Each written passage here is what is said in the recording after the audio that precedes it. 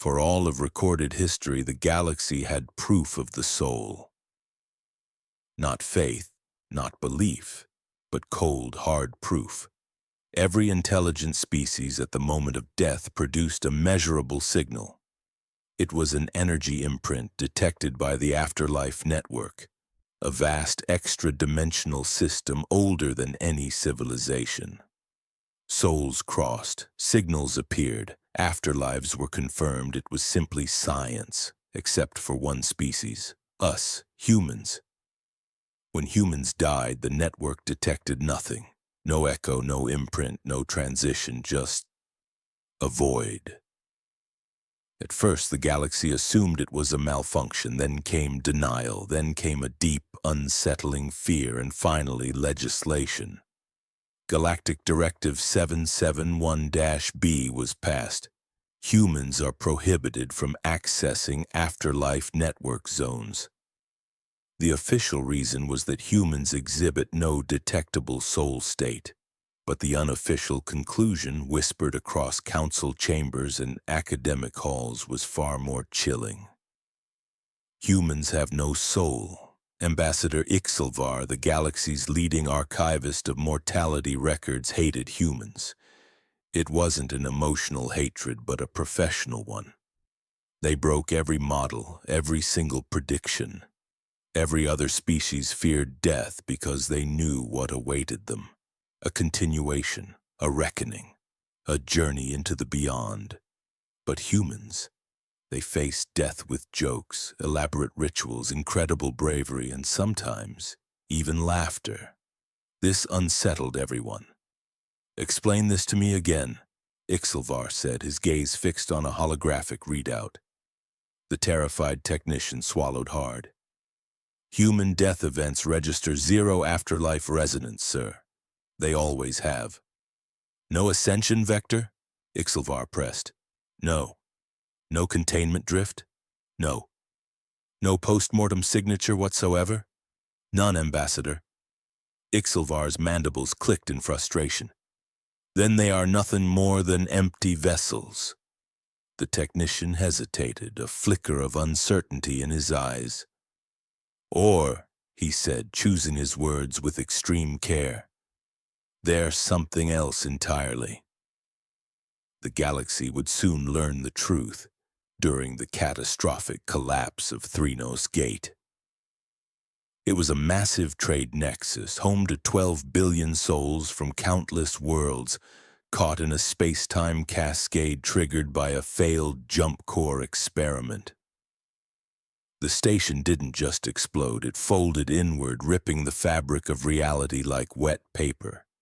Death was instantaneous, and the Afterlife Network lit up like a supernova.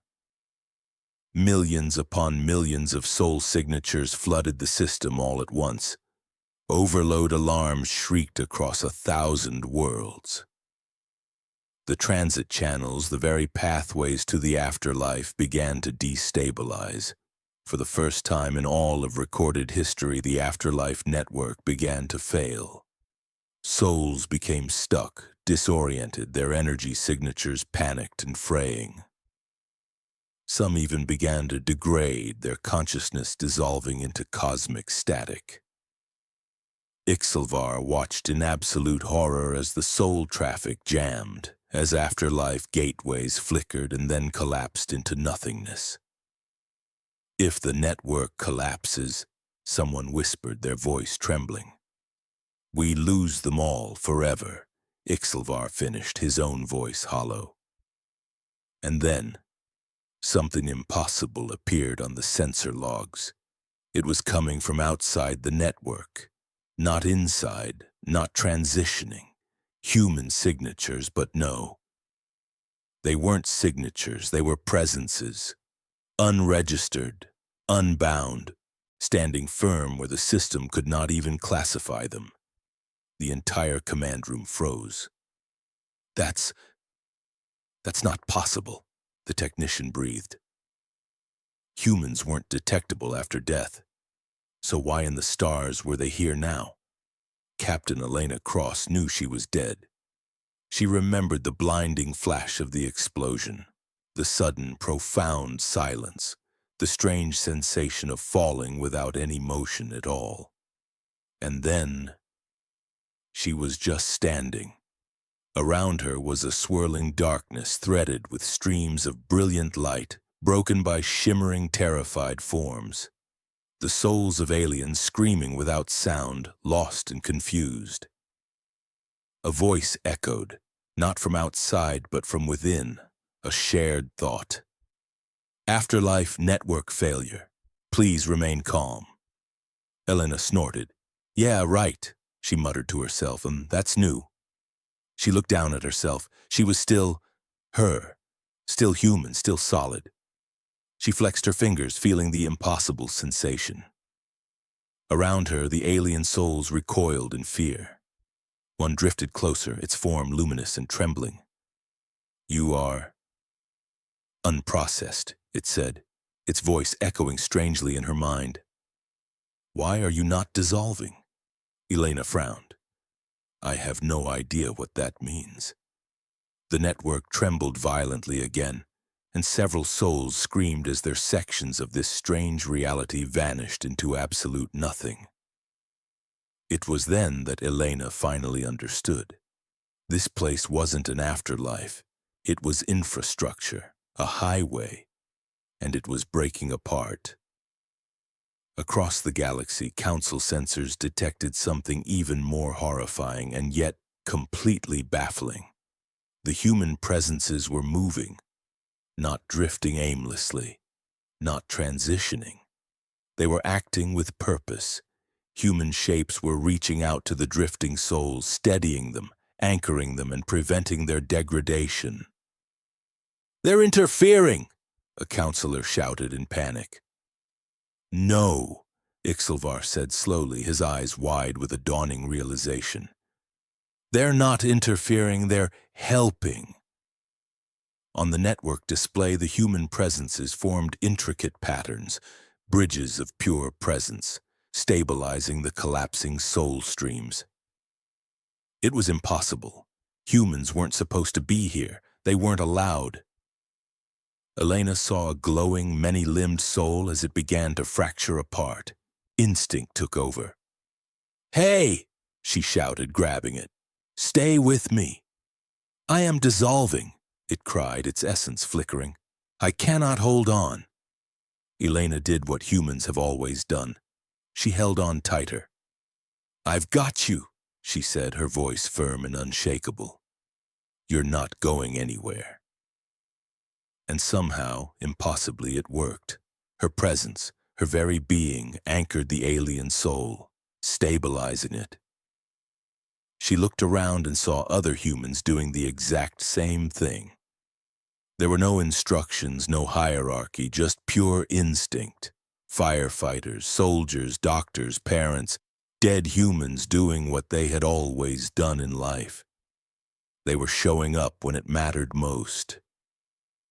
The Afterlife Network, struggling to recalibrate, detected these anomalies. It issued a system-wide automated message. Unregistered entities, identify your function. The answer came from everywhere at once, from every single human presence. It wasn't spoken. It was felt. A powerful, unified thought that resonated through the entire system. We help others cross. The galaxy went silent. Ixilvar watched breathless as the impossible continued to unfold. The human presences weren't transitioning because they were never meant to. They weren't souls passing through the system like passengers on a train. They were external actors, maintenance crews, emergency responders. When the network functioned normally, humans weren't needed, and so they were never seen. But when it failed, they appeared. Humans aren't banned from the afterlife, Ixilvar whispered to the stunned room. They were never part of it to begin with. Elena felt a gentle pull then, not forward, not upward, but back, a gentle tug towards somewhere else. The network was stabilizing. Souls began to cross safely once more. The alien she held shimmered, its light growing brighter and more stable. "Thank you," it said, its voice filled with awe. "What are you?" Elena smiled softly. "Human." The pull strengthened, and she let go. As she faded away, she heard one final message ripple across the newly stable network. It wasn't a warning, it wasn't a command, it was a protocol update. Galactic system update. Extinction/afterlife failure response. Primary contact species, humanity. The network stabilized, souls crossed. The dead moved on. And the humans vanished. They left behind a galaxy that was forever changed. The Council reconvened in stunned silence. Directive 771-B was repealed within minutes. Earth was immediately reclassified, not as a soulless world, not as a defective species, but as something unprecedented, something profound. Afterlife independent species. Ixilvar authored the final archive entry himself. It read, "Humans do not lack an afterlife. They are simply not bound by it. When death fails, when the systems collapse, when all souls are lost, humanity arrives." Somewhere beyond the network, beyond the known universe, Captain Elena Cross opened her eyes. Not in heaven, not in hell, but in a quiet place, a waiting place.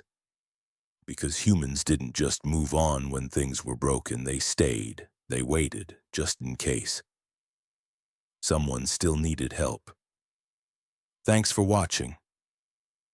If you enjoyed this story, be sure to like, subscribe, and hit that notification bell for more content just like this. We'll see you in the next one.